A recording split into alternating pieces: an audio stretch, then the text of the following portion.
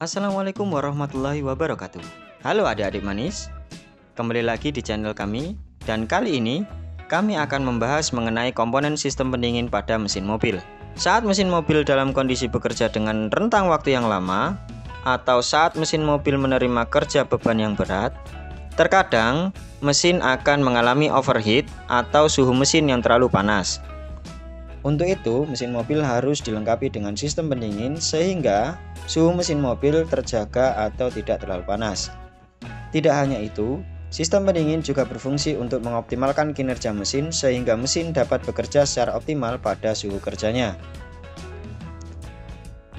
Sistem pendingin pada mesin mobil menggunakan mediasi cairan pendingin dan juga aliran udara yang dihasilkan saat mobil melaju ataupun dari kipas pendingin. Cairan yang digunakan dalam sistem pendingin bukanlah cairan biasa. Cairan pendingin haruslah mampu memiliki kemampuan mendinginkan mesin dengan baik, tidak menyebabkan korosif, tidak menimbulkan kerak, memiliki titik beku yang rendah, dan titik didih yang tinggi. Cairan pendingin sebenarnya terbagi menjadi dua jenis, yaitu water coolant dan water cleaner. Berdasarkan fungsinya, water coolant dipakai untuk mendinginkan mesin dan dipakai sebagaimana umumnya. Sedangkan water cleaner diperuntukkan saat sistem pendingin harus dilakukan pembersihan pada saluran-saluran di dalamnya. Mari kita bahas mengenai komponen pada sistem pendingin. Sistem pendingin terdiri dari beberapa komponen yang saling berkaitan.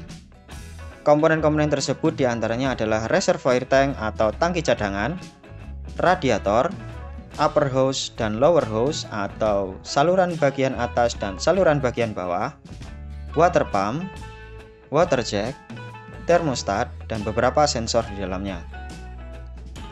Mari kita bahas satu persatu komponen tersebut. Yang pertama, reservoir tank atau tangki cadangan adalah komponen yang berfungsi untuk menampung cairan pendingin yang berlebih saat sirkulasi cairan pendingin berlangsung. Yang kedua, radiator adalah komponen terpenting dalam sistem ini. Karena komponen ini berfungsi untuk mendinginkan cairan yang bersirkulasi dalam sistem pendingin, cairan akan tertampung dalam tangki bagian atas radiator kemudian akan melewati inti radiator. Inti radiator tersusun dari beberapa pipa pipih yang saling berhubungan antara tangki bagian atas radiator dan tangki bagian bawah radiator. Tidak hanya itu, inti radiator memiliki jarak selisih sehingga celah tersebut akan terpasang oleh sirip-sirip yang berfungsi untuk mendinginkan inti radiator. Radiator memiliki tutup khusus yang memiliki dua buah katup. Katup ini akan bekerja berdasarkan pengaruh tekanan dalam ruang radiator. Radiator umumnya juga memiliki sensor suhu yang bertugas untuk beberapa kebutuhan seperti memberikan signal untuk menghidupkan kipas pendingin elektrik atau sekedar untuk mengetahui suhu pada radiator tersebut. Yang ketiga, water pump atau pompa air. Komponen ini bertugas untuk membuat cairan pendingin dapat bersirkulasi baik di dalam mesin hingga pada radiator. Yang keempat, water jet merupakan saluran yang menyelimuti dinding silinder pada mesin. Cairan pendingin akan bersirkulasi dan menyerap panas kemudian didinginkan saat cairan tersebut berada di radiator.